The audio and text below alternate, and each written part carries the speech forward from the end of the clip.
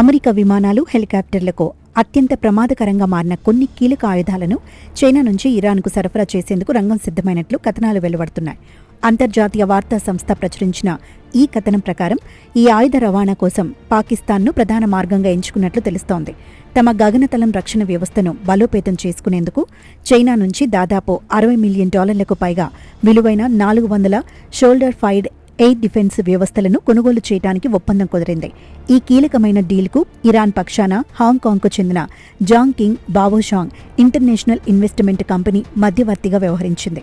ప్రణాళిక ప్రకారం ఈ క్షిపణులను ఉత్తర చైనా ప్రాంతం నుంచి బయలుదేరతీసి పాకిస్తాన్ మీదుగా ఇరాన్లోకి చేర్చాలని భావిస్తున్నారు. అయితే ఈ అత్యాధునిక క్షిపణి వ్యవస్థలను భూమార్గంలో తరలిస్తారా లేదా గగనతల మార్గంలో తీసుకెళ్తారా అనే దానిపై స్పష్టత రావాల్సి ఉంది.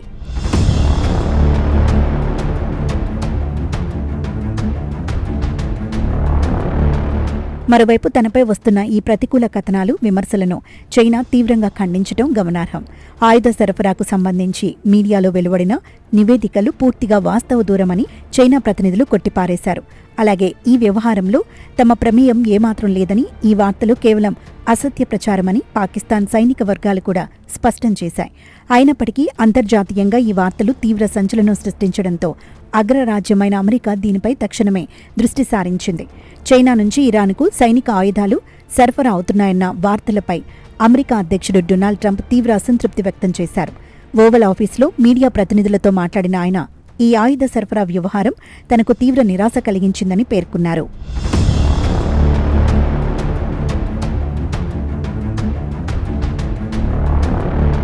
తాము ఇరాన్కు ఎలాంటి సైనిక ఆయుధాలను విక్రయించబోమని చైనా అధ్యక్షుడు షీ జిన్పింగ్ స్వయంగా తనకు హామీ ఇచ్చారని ట్రంప్ గుర్తు చేశారు. తమ ఇరు దేశాల మధ్య ఉన్న దౌత్య సంబంధాల దృష్ట్యా ఆ మాటను తాను నమ్ముతున్నానని ఆయన వ్యాఖ్యానించారు.